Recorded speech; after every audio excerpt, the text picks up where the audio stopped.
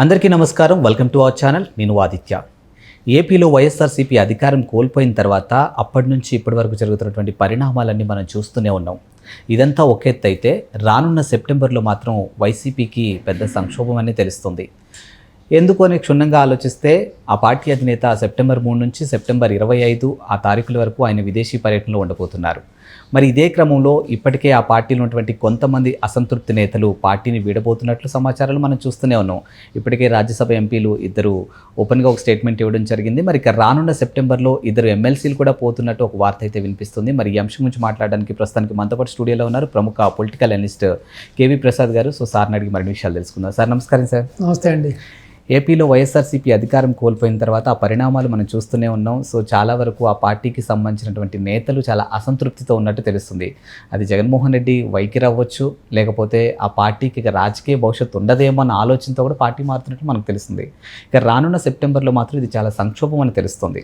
ఇప్పటికే రాజ్యసభ ఎంపీలు రాజీనామా చేసినట్టు తెలిసింది. ఇక రానున్న రోజుల్లో ఇద్దరు ఎమ్మెల్సీలు కూడా పోతున్నట్టు తెలుస్తుంది. ఆయన కనుక విదేశీ పర్యటనకి వెళ్తే మాత్రం వైఎస్ఆర్సీపీ సమాప్తం అన్న వార్తలు కూడా మనకు వినిపిస్తూ ఉన్నాయి. మరి ఇది ఏ విధంగా చూడొచ్చు అసలు? సో ఒకటి, మీరు ఇప్పుడు వెంకటరమణ ఒక ఆయన, తర్వాత బేదా మస్తానరావు, వీళ్ళు రాజ్యసభ సభ్యులు, వాళ్ళిద్దరు కూడా పార్టీ వేయడం జరిగింది. సో రెండవది ఇంకొక ఎమ్మెల్సీలు కూడా రెడీగా ఉన్నారు. సో ఇక్కడ ప్రాబ్లం ఏమొచ్చిందంటే, ఒకటి జగన్మోహన్ రెడ్డి యొక్క వైఖరి, వ్యవహార శైలి, లేకపోతే తనకి రాజకీయ అనుభవం లేమి, ఇవన్నీ కూడా ప్రధాన కారణాలు. రెండోది, ఇప్పుడు సాధారణంగా మీరు తీసుకుంటే ఏ పొలిటీషియన్ అయినా కూడా వాళ్ళు ఒకప్పుడు ఏంటంటే ఓన్లీ పాలిటిక్సే వాళ్ళ యొక్క ప్రధానమైన వృత్తి ప్రవృత్తి. సో ఇప్పుడు అలా కాదు. ప్రతి బిజినెస్ మ్యాన్ కూడా వాళ్ళ వ్యాపారాలను ఇంకా పెంచుకోవడానికి, సంపద పెంచుకోవడానికి, లేకపోతే వాళ్ళ వ్యాపార సామ్రాజ్యాన్ని కాపాడుకోవడానికి ఏదో ఒక పార్టీ వైపున వాళ్ళు అంటగాగుతున్నారు ఇప్పుడంతా కూడా. సో ఏంటంటే వాళ్ళ సామ్రాజ్యాన్ని కాపాడుకోవడం కోసం, వ్యాపారాలను కాపాడుకోవడం కోసం. సో ఆ కోవకు తీసుకుంటే ఇప్పుడు బేదా మస్తానరావు ఉంటే ఒక వ్యాపారవేత్త, అతను హ్యాచరీస్ అవి ఇవి కన్స్ట్రక్షన్ యాక్టివిటీ బిజినెస్ ఉన్నాయి.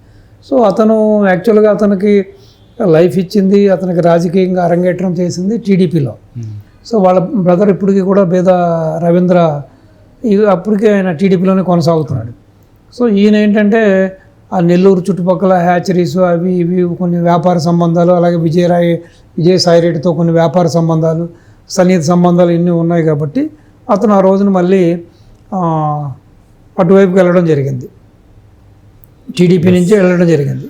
ఇప్పుడు మళ్ళీ బహుశా నాకు తెలిసి ఏంటంటే ఈ వ్యాపారాలు కాపాడుకోవడం కోసమో, ఈ వ్యాపారాలు మరి రక్షించుకోవడం కోసమో, లేకపోతే వాళ్ళ మనుగడ కోసమో ఎందుకో తెలియదు కానీ సో మళ్ళీ ఇటువైపు వస్తున్నారు. సో ఏదైనా ఇక్కడ పూర్తిగా ఏంటంటే, మనం ఒకటి జగన్మోహన్ రెడ్డి యొక్క అనుభవ రాహిత్యం.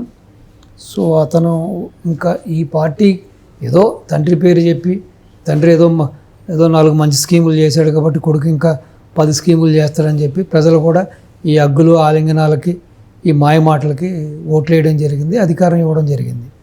సో తర్వాత జరిగిన 5 ఏళ్ల పరిణామం మనం చూసాం. సో రాష్ట్రాన్ని ఏ విధంగా బస్టు పట్టించాడు, రాష్ట్రాన్ని ఏ విధంగా నాశనం చేశాడు, సో వ్యవస్థలన్నింటినీ ఎలా చేశాడు, ఇటు పోలీసులు కానీ, ఇటు ఐఏఎస్లు కానీ, ఐపీఎస్లు కానీ చూసారు. ఈ మధ్య ఆ డాక్టర్ జత్వానీ ఉదంతం కానీ ఇలాంటి కోకొలలు సో ఏ విధంగా దిగజార్చేసాడో మనం చూసాం.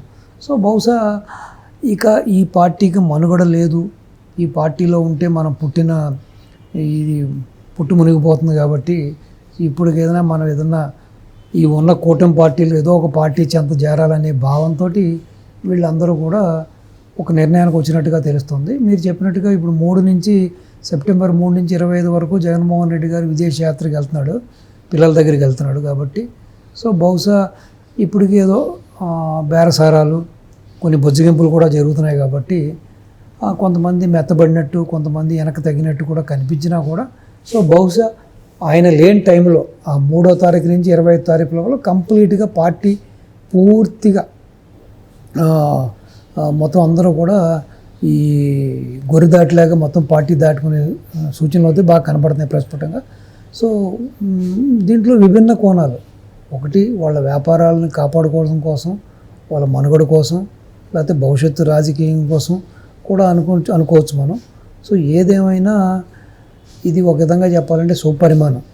ఎందుకంటే జగన్మోహన్ రెడ్డి అనే వ్యక్తికి ఇంకా పార్టీ కానీ అనుచరులు కానీ ఇటు నాయకులు కానీ ఉంటే ఇంకా ఇప్పటికే రాష్ట్రానికి వచ్చే ఇన్వెస్ట్మెంట్స్ కానీ రాష్ట్రానికి వచ్చే ఇండస్ట్రీస్ కూడా ఇప్పటికి కూడా కొంత ఆ వైబ్రెంట్ తగ్గింది. ఆ 2014 నుంచి 19 వరకు ఉన్న ఆ వైబ్రెంట్ ఇప్పుడు లేదు.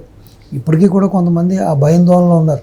సరే ఇప్పుడు బాబు గారు ఉన్నారు, మళ్ళీ ప్రజలు ఏం చేస్తారు, మళ్ళీ అతనికి అధికారం ఇస్తే మనం తీరా ఇండస్ట్రీ పెట్టిన తర్వాత మన ఇండస్ట్రీని లాగేసుకుంటాడా, లేకపోతే 50% షేర్ అడుగుతాడా, లేకపోతే వచ్చే ఆదాయంలో 50% అడుగుతాడని మీమాంసలు అవుతే చాలామంది ఇన్వెస్టర్స్ ఉన్నారు, ఇండస్ట్రీస్ ఉన్నారు.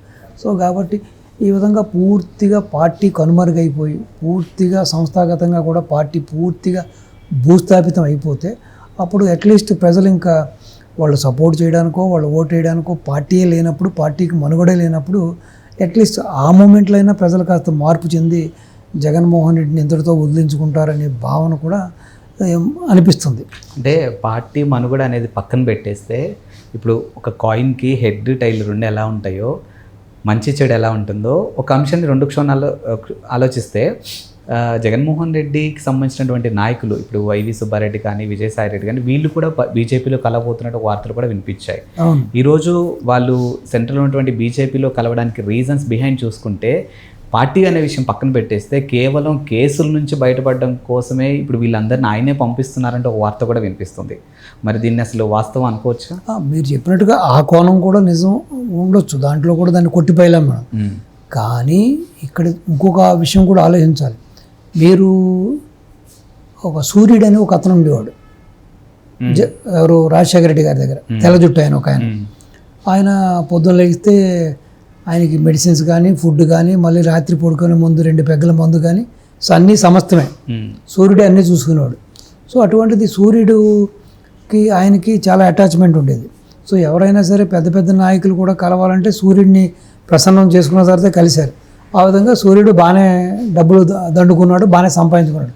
అటువంటి సూర్యుడికి ఇటువంటి రాజకీయ నేపథ్యము రాజకీయ బ్యాకప్ లేక రాజశేఖర రెడ్డి గారు మరణించిన తర్వాత ఆ సూర్యుడిని కూడా లేపుకొచ్చి వాడిని కొట్టి వాడి ఆస్తులన్నీ లాగేసుకున్నాడని చెప్పి కూడా జగన్మోహన్ రెడ్డి చెబుతారు. సో బహుశా కేసుల నుంచి బయటపడడానికి జగన్మోహన్ రెడ్డి పంపిస్తున్నాడు అన్నది ఎంత నిజమో, లేదు మనం జగన్మోహన్ రెడ్డిని అడ్డం పెట్టుకుని ఇన్ని వేల కోట్లు సంపాదించుకున్నాం కాబట్టి ఈ ఆస్తులు కాపాడుకోవాలి, మళ్ళీ జగన్మోహన్ రెడ్డి మనల్ని బెదిరించో అదిరించో మళ్ళీ ఈ ఆస్తులన్నీ దొబ్బేయకుండా ఉండాలంటే మనం ఏదో ఒక పార్టీకి షెల్టర్ తీసుకుని అది బీజేపీయో టీడీపీయో జనసేనకు వెళ్తే సో మనం అట్లీస్ట్ ఇతని దగ్గర నుంచి మనం కొంచెం మన ఆస్తులకి మనకి రక్షణ ఉంటుందని భావన కూడా చాలా మందిలో ఉంది. అది నిజం కూడా. మీరు చెప్పినట్టుగా కేసుల నుంచి బయటపడడానికి ఏ విధంగా జగన్మోహన్ రెడ్డి పంపిస్తున్నాడనో లేకపోతే వాళ్ళు వెళ్తున్నారు అనేది ఎంత నిజమో ఇది కూడా అంతే నిజం. ఎందుకంటే అంతకు ముందు కొంతమంది రాజకీయ నాయకులు రాజశేఖర రెడ్డి టైంలో ఉన్నవాళ్ళు సో రాజశేఖర రెడ్డిలో సంపాదించుకున్న వాళ్ళని ఏ విధంగా జగన్మోహన్ రెడ్డిని వాళ్ళని బెదిరించి అదిరించి వాళ్ళ ఆస్తులు లాగేసుకున్నాడో అటువంటి యొక్క సిచ్యువేషన్ రాకుండా ఉండడం కోసం కూడా మీరు చెప్పినట్టుగా ఈ సుబ్బారెడ్డి అయినా లేకపోతే ఈ సాయిరెడ్డి అయినా ఇంకొక ఎక్స్ అయినా వై అయినా కూడా సో బహుశా అది కూడా ఒక ప్రధాన కారణం అయి ఉండొచ్చు. సో రెండవది రాజకీయంగా ఇక్కడ మనుగడ లేదు, ఇంకా ఇక్కడ ఉంటే మనం ఇక్కడ మనుగడ ఉండదు, సో కాబట్టి మనకు ప్రత్యామ్నాయం కావాలని చెప్పి భావనతో వెళ్ళేవాళ్ళు కొంతమంది ఉన్నారు. సో కొంతమంది వాళ్ళ వ్యాపారాలను కాపాడుకోవడం కోసం వెళ్ళేవాళ్ళు ఉన్నారు. సో ఏదో సామెత చెప్పినట్టుగా కర్ణుడి చావుకి 1,00,000 కారణాలు అన్నట్టుగా సో ఇప్పుడు ఎవరైతే ఈ యొక్క పార్టీ మారడానికి కూటమి వైపు మొగ్గు చూపుతున్నారో వైఎస్ఆర్పీకి చెందిన ఎమ్మెల్సీలు కానీ ఎమ్మెల్యేలు కానీ ఎంపీలు కానీ సో నేను చెప్పినట్టుగా ఇప్పుడు మీకు ఉదాహరించినట్టుగా ఇన్ని రకాల కారణాలతో సో ఒక్కొక్కరికి ఒక్కొక్క కారణం ఉంటుంది. దీంట్లో ఏది కూడా మనం కొట్టుపడడానికి వీల్లేదు. సో కాబట్టి ఏదేమైనా జగన్మోహన్ రెడ్డికి గడ్డు కాలం అనే చెప్పాలి ఇది. సో 151 స్థానాలతో నాకు తిరుగులేదు, 25 ఏళ్ళు 30 ఏళ్ళు నేనే ముఖ్యమంత్రిని వెర్రవీగిన జగన్మోహన్ రెడ్డికి చివరికి అసలు పార్టీ మనుగడే ప్రశ్నార్థంగా మారడంతో ఇంక తను రేపు ఏం చేస్తాడు, ఆ యొక్క యలంక ప్యాలెస్ బెంగళూరుకే పరిమితం అవుతాడా లేకపోతే అసలు మరి తర్వాత ఆయన ప్రతివ్యూహాలు ఎలా ఉంటాయి, సో మొత్తం ఇటు ముఖ్య నాయకులందరూ కూడా వెళ్ళిపోయిన తర్వాత మరి పార్టీని ఏ విధంగా రన్ చేస్తాడు, అసలు ప్రజల్లో తిరుగుతాడా అన్నీ కూడా కాలమే నిర్ణయిస్తుంది. So we have to wait and see. Thank you sir. నమస్తే.